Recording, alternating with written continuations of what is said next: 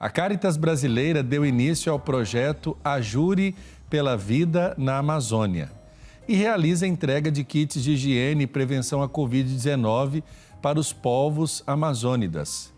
No total, 4.500 famílias cadastradas são diretamente beneficiadas pela ação, totalizando 22.500 pessoas atendidas.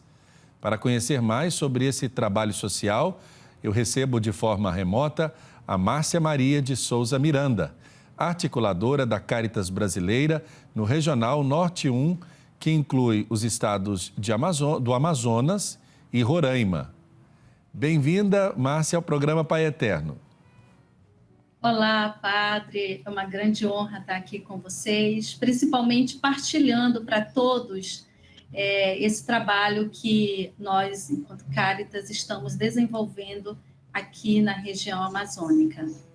Antes da gente entrar diretamente no tema da nossa entrevista, eu queria perguntar para você como estão os projetos conduzidos pela Caritas aí no regional. Então, o regional aqui, o Regional Norte 1, nós ainda somos uma articulação da Caritas Brasileira. Então, nós estamos em processo de articulação e nós somos novos, né? Nós estamos, desde 2017, trabalhando em 7 dioceses, né? Na realidade, assim, são 4 dioceses e uma arquidiocese e 2 prelazias. Diocese de Parintins, Diocese de Coari, Diocese de Roraima e Arquidiocese de Manaus, Prelazia de Borba, Prelazia de Tefé e a Diocese de Alto Solimões. Então, nós estamos desenvolvendo atividades, né, ações em todas as linhas de ações da Caritas, né? O nosso trabalho tem sido de fundamental importância, principalmente agora, nesse momento da pandemia. Então, a gente tem feito um trabalho muito grande e esse serviço, a gente até usa o termo serviço, não trabalho, ele tem sido desenvolvido pelos voluntários agentes Caritas e a gente tem contado muito com o apoio das dioceses e prelazias. Certo, e nós sabemos que esse momento é muito importante, principalmente por conta do auxílio, da ajuda que são prestadas a essas famílias. Eu queria que você falasse um pouco como surgiu esse projeto Ajure pela Vida na Amazônia. Certo, Padre. Então, primeiro vamos lá com a palavra ajuri. A palavra ajuri, ela é do Tupi-Guarani, que significa mutirão. Nós temos 2 palavras que nós utilizamos muito aqui, que é a palavra ajuri e puxirum, que significa mutirão. Então, o ajuri pela vida na Amazônia significa isso, fazer um mutirão pela vida na Amazônia, né? Então, ele surgiu como uma ação da Caritas Brasileira, aqui dentro do Regional Norte 1, né, com a intenção de trabalhar a prevenção da Covid. E aí, assim, destacamos, né, que esse trabalho, pela questão geográfica aqui no regional, a gente teve que priorizar algumas dioceses e prelazias. E aí nós estamos trabalhando com 2 dioceses, que é a Diocese de Coari e a Diocese de Parintins, e 2 prelazias, que são a prelazia de Tefé e a prelazia de Itacoatiara. Perfeito. E essa atividade, esse mutirão, por assim dizer, ele tem logrado também apoio de outros grupos, de outras instituições para somar forças para esse atendimento, para essa entrega? Então, Padre, o projeto Ajuri pela Vida na Amazônia, né, para nós, enquanto Caritas, ele tem sido um projeto piloto, né? E para a gente desenvolver esse projeto, nós tivemos que contar com a parceria de muita gente. Tanto questão de parceiros institucionais, quanto de pessoas, né? E o número de voluntários, eles foram bem maior, né? Os agentes de pastoral, de todas as pastorais que o senhor possa pensar, que tem aqui nas dioceses, eles passaram a ser nossos parceiros, né? Também em algumas dioceses e prelazias, a gente tem contado com a ajuda de alguns agentes de saúde, porque como o projeto ele vai até aos lugares bem distantes, às comunidades distantes, então às vezes a gente, para chegar até essas comunidades, a gente precisa fazer também um diálogo com a liderança das comunidades. E aí a gente conta muito com os presidentes de comunidade, com os agentes de saúde, né? Então são pessoas que vieram e estão somando com a gente nesse serviço. Perfeito. E como é que é feita essa entrega, né? Primeiro, como é que é feita a organização dessas doações para que os kits sejam montados? Isso. Então, o projeto Ajuri, ele conta com a parceria, né? Na realidade, sim, um apoio total da USAID, né? E da CRS. E aí nós temos em cada diocese e prelazia onde o projeto está sendo desenvolvido, nós temos educadores, que são os agentes que estão responsáveis de chegar até essas comunidades.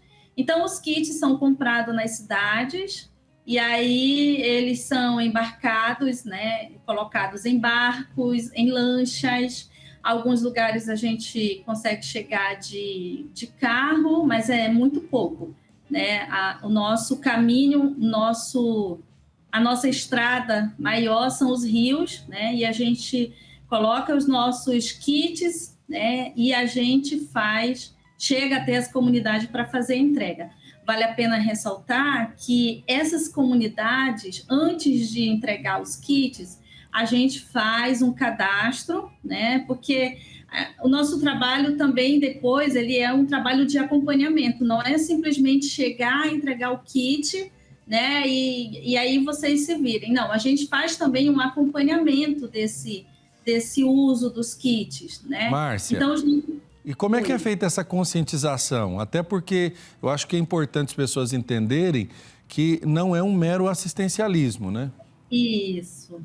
Então, os nossos educadores, eles chegam nas comunidades para fazer entrega e nessas entregas são realizados momentos de sensibilização à questão do uso da máscara, à questão do uso do álcool gel, a questão da lavagem de mãos, principalmente, porque você sabe que a lavagem de mãos ela não somente previne a Covid, mas também a questão das verminoses e tantas outras doenças, né? Agora, por exemplo, a questão da virose também, o uso de máscara tem ajudado bastante, né? Então, os nossos educadores trabalham de forma criativa, dinâmica, com os comunitários, né? Tentando sensibilizá-los ao uso de máscara.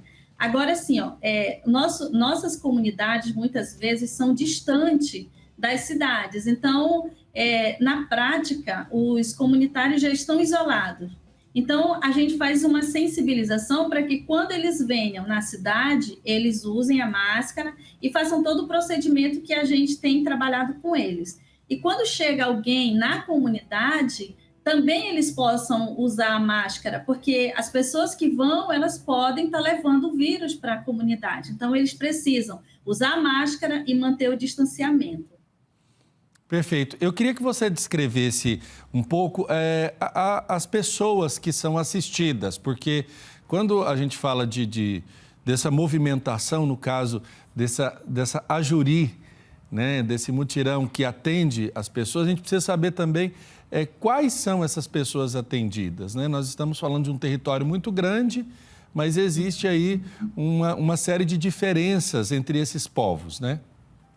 Isso. Então, o Ajuri pela Vida, ele tem atendido comunidades ribeirinhas, né, comunidades indígenas, comunidades quilombolas e também a área periurbana, né, que são a periferia das cidades, né? Mas o nosso público maior são aqueles que estão em comunidades, né, são os ribeirinhos e os indígenas também.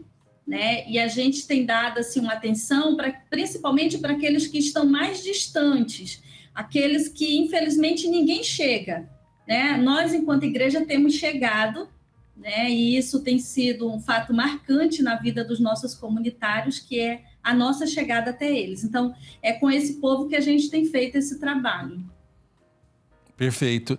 E quando a gente fala, por exemplo, aqui do acesso para que essa atividade aconteça, né? No caso, essa atividade de assistência, acompanhamento, a gente sabe que a região aí do regional é uma região que exige muito de quem deseja chegar até aí, né? Eu acho que as regiões muitas delas são de difícil acesso. E eu queria que você descrevesse um pouco dessas experiências. Como é que é para chegar até essas comunidades? Porque muita gente está isolada das vias, às vezes, normais que nós temos por aqui, centro, oeste, sudeste, sul do país, né? Isso. Então, assim, primeiro, nós temos chegado através das paróquias, né? As paróquias têm conhecimento das suas comunidades que ficam dentro de lagos, às vezes tem comunidades que ficam na beira do rio principal. Nós lidamos com 2 rios, aliás, que é um, né? O Rio Amazonas e o Rio Solimões. Algumas pessoas estão à beira do Rio Solimões ou do Rio Amazonas, mas outras estão muito mais lá dentro. Então, só para a gente ter uma ideia, tem comunidades que a gente leva de 22 a 32 horas para chegar até ela de barco, né? E aí a gente tem feito assim um trabalho espetacular, né? Os nossos educadores colocam nas lanchas os kits e aí tem feito. Questão de experiências são inúmeras, né? A gente tem ouvido dos nossos educadores, né? O quanto tem sido válido esse nosso trabalho com eles. São comunitários que muitas vezes já estão esquecidos de todos os sentidos, né? E a gente, enquanto Cáritas, a gente chega até eles. Eu falo para o senhor que a gente não é somente agentes de Cáritas que estão levando kits. Nós também estamos sendo presença nessas comunidades, presença enquanto igreja mesmo, né? Presença enquanto pessoas que sentem, né, sensibilidade pelo outro, né? Então, esse nosso trabalho. E aí os nossos agentes várias vezes assim relatam que eles chegam na comunidade e os próprios comunitários dizem para eles: olha, a gente já sabia que vocês vinham, a gente já estava esperando vocês, né? Então tem sido assim significativo, né, essa espera. Você sabe que a Cáritas, ela está a serviço da vida, né? E Jesus disse que ele né, a questão, ele disse, né, tenhamos vida e vida em abundância. E é isso que a gente tem feito, levado a eles a vida, né? Porque prevenindo a Covid, né, nós teremos mais vida. E agora, para nós, está tendo um outro desafio, que é ajudar os nossos comunitários a terem sensibilidade também para a vacinação, né? Já que estamos falando de vida, então vamos usufruir de tudo aquilo que é vida. E a vacina é uma delas. Márcia, quais são os maiores desafios que vocês encontram? Claro que, além desse projeto, a Cáritas tem feito outros, né, como você disse no início da entrevista, mas quais são os maiores desafios que vocês encontram nesse trabalho que é feito aí no regional? Então, são inúmeros desafios, né? Vários mesmo, da questão econômica, questão de saúde, tudo isso. Mas eu destaco aqui que um dos maiores desafios para os nossos educadores que estão lá acompanhando mês a mês os comunitários foi a questão do período sazonal. Você sabe que aqui nós temos um tempo que chove bastante e um tempo que não chove, né? Então, quando chove muito, o rio começa a encher bastante, né? E quando não chove, seca bastante, seca muito. Aí você imagina que tem lugares que os educadores caminhavam de 45 minutos a 50 para chegar da beira do rio até a comunidade, né? Caminhar todo esse tempo embaixo de um sol escaldante, meu amigo, é bem desafiador, né? Depois, o período agora, por exemplo, esse que nós estamos agora vivendo, é um período de muita chuva.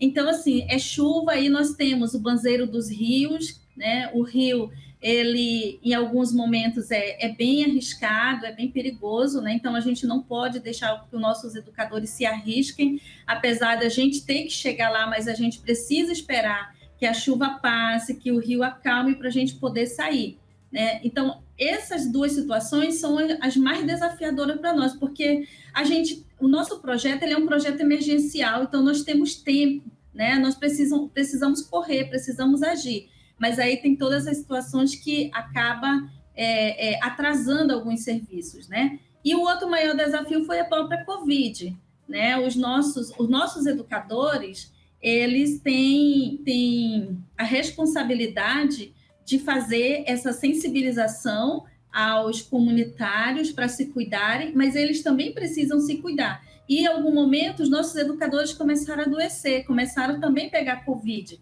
E aí começou a diminuir o número de pessoas, nós precisávamos chegar até as comunidades, mas os nossos educadores estavam doentes também com Covid. Então, para a gente foi um momento muito difícil. E aí você imagina que no momento do pico da Covid aqui no Amazonas, as embarcações também pararam e a gente precisava dos barcos para sair. A capitania não deixava passar nenhum barco, aí nós tivemos que parar. Aí a preocupação com nossos educadores, a preocupação com os comunitários que a gente estava acompanhando, né? Então, esses foram um dos desafios maiores, entre outros, claro, que tem aqui na nossa área. E como vocês têm sido acolhidos pelas pessoas que são assistidas? Qual a situação que vocês têm encontrado também? Então, esse tem sido uma coisa muito inovadora para nós. Por quê? O nosso povo, eles estão um pouco desacreditados, né, de muitas promessas que passam por lá. Né? Alguém sempre passa, diz, a gente vai trazer isso para vocês e tal, e nunca retornam. Então, a primeira vez que a gente chegou nas comunidades, alguns comunitários ficavam, já vem com promessa, esses aqui não vão voltar, não.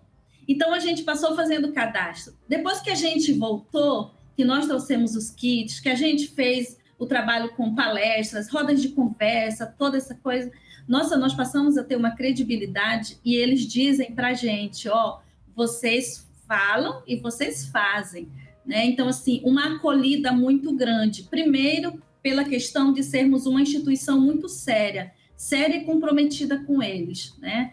E segundo, por enfrentar todos os desafios e conseguir chegar até lá, porque nem todo mundo tem coragem de chegar a essas comunidades distantes, nem todo mundo tem recurso suficiente para pagar o combustível do barco, da lancha, que chega até eles, porque isso também é um desafio grande.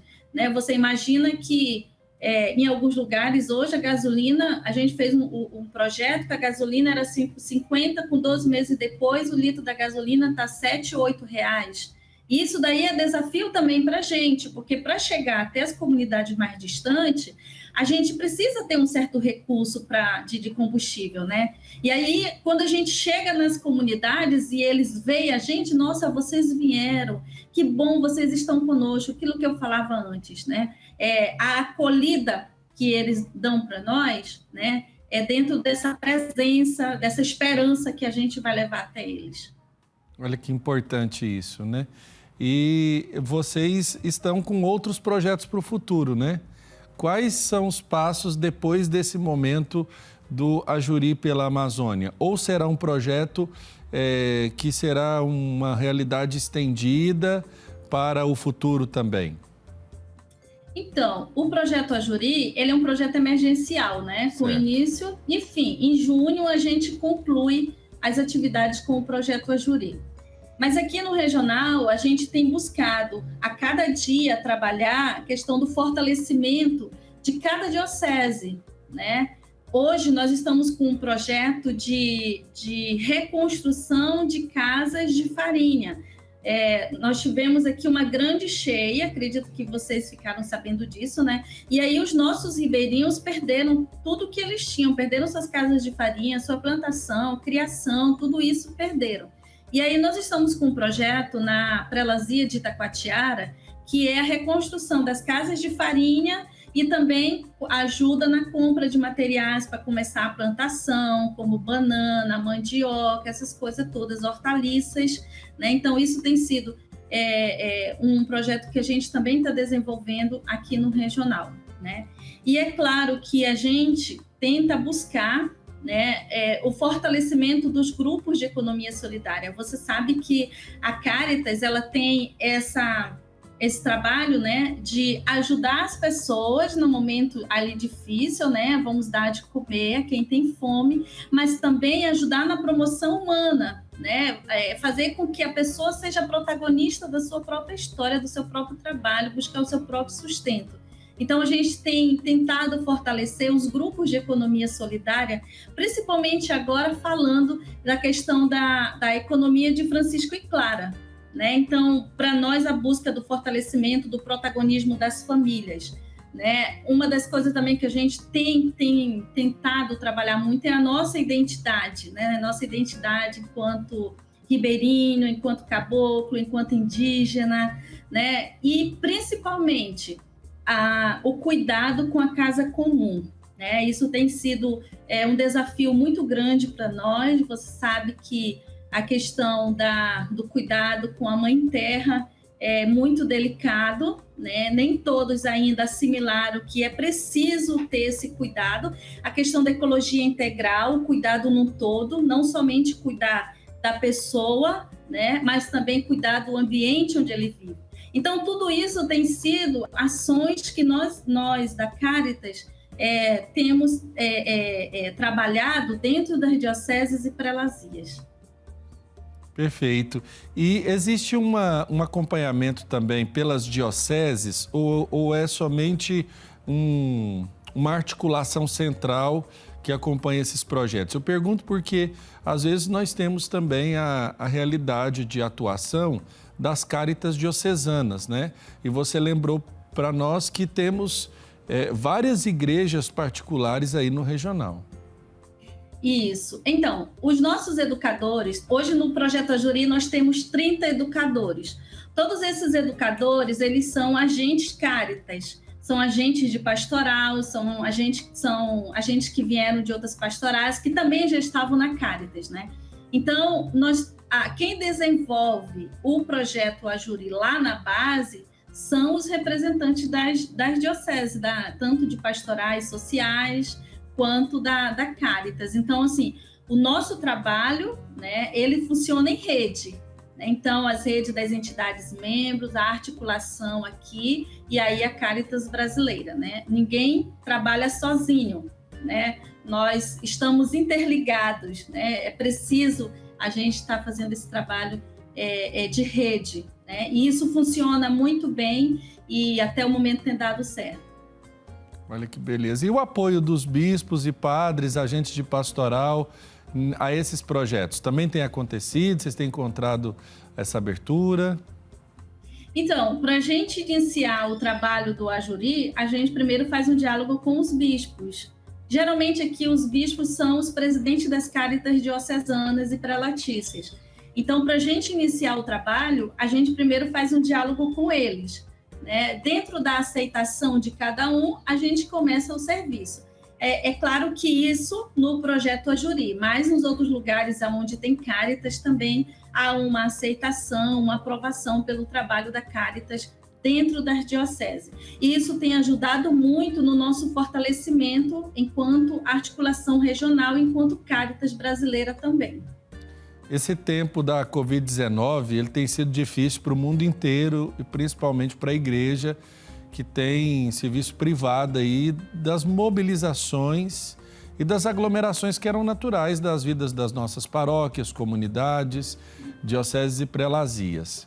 Como você tem visto a questão da Covid-19 aí no regional, mesmo nós sabendo que o momento mais grave da Covid no nosso país foi aí na região de Manaus e no interior do estado do Amazonas. Como é que está isso agora e como você vê o acompanhamento por parte do poder público para com essa situação de emergência sanitária? Então, aqui há dois viés, né? Primeiro, o poder público, que ele diz que se preocupa com a economia do Estado, né? E, por outro lado, nós temos uma igreja que se preocupa com a vida, né? Então, enquanto situações, por exemplo, de paróquias que não estão realizando festejos, né? Essas coisas, né? A gente observa que, por outro lado, nos municípios, o poder público tem feito, né, essa ação, né? Esse trabalho de ficar fazendo ainda alguns eventos que geram aglomeração. A gente tem observado que, pelo lado da igreja, o cuidado ainda tem sido muito grande, né? A questão de não lotar ainda as igrejas, né? Se tem alguma atividade que gere aglomeração, determina sempre o número de pessoas, sempre faz um trabalho em ar livre, né? Que não seja dentro de locais fechados, e também com essa preocupação de não aglomerar. E, principalmente, a motivação para que as pessoas possam se vacinar, né? E para que a gente não volte a ter uma quarta onda, né, de Covid, aí, como a gente teve, principalmente aí, ano passado, início do ano foi... Aliás, esse ano, né? Início do ano foi muito complicado para nós aqui. Então, essa motivação da vacinação, da aglomeração, da continuidade com esses cuidados, ainda a igreja é muito forte, né? Principalmente por parte dos bispos. Perfeito. Eu quero agradecer, viu, Márcia, a nossa conversa e pedir que você deixe uma mensagem para os povos da sua região, aí do regional, e também para a Igreja do Brasil que está nos acompanhando, para que possamos nos mobilizar, nos unir cada vez mais em busca de projetos comuns para as nossas populações. Acho que a palavra é essa, é o bem comum, né? A gente tem trabalhado a partir do Sínodo para a Amazônia e até uma reflexão feita antes, né? De amazonizar, né? Vamos nos amazonizar. E principalmente com o verbo esperançar, não de esperar, mas de ficar os pés no chão, acreditar que dias melhores teremos, né? A sensibilização, a conscientização também de muitas pessoas para o cuidado da casa comum. A gente tem muitas situações e que a gente tem vivido, situações inesperadas, principalmente com a questão das mudanças climáticas, e a gente tem observado e tem observado em muitos lugares, né, que essa mudança climática influenciou bastante no jeito de viver das pessoas, principalmente do ribeirinho, né? Hoje nós temos um apelo muito grande dos nossos ribeirinhos indígenas que moram próximo a dragas de garimpo, né? Então nós temos pessoas adoecendo porque estão tomando a água do rio, né, e estão ficando doentes por consumir um número muito alto de mercúrio. Então, a gente tem sentido também a dor do nosso povo que tem passado por essa situação, né? E eu esqueci de falar, o Projeto Ajuri também, ele trabalhou com a construção de captação de água de chuva. Foram 225 captação de água de chuva, né, em lugares onde as pessoas ainda bebem a água do rio. E isso ajudou muito também na questão da saúde das crianças, dos idosos, das grávidas, daqueles que são mais vulneráveis, né? Por isso, o respeito e o cuidado com a casa comum é algo que a gente vem trabalhando, vem falando, motivando e incentivando as pessoas a ter esse cuidado com a casa comum, né? E aí a gente destaca aqui o nosso regional, né? O nosso estado do Amazonas, né? A Amazônia em si, esse cuidado, né? Então, agradeço de coração pelo convite, nós estamos aí à disposição quando precisarem. Convidamos vocês também a vir um momento aqui com a gente, né? E acompanhar de perto o Projeto Ajuri e outras ações que a Cáritas tem feito aqui dentro do Regional Norte 1. Muito obrigada a todos que estão também nos assistindo. Muito obrigado, querida Márcia Maria de Souza Miranda, articuladora da Cáritas Brasileira no Regional Norte 1. Forte abraço para você e para todos aí do Regional. Obrigada.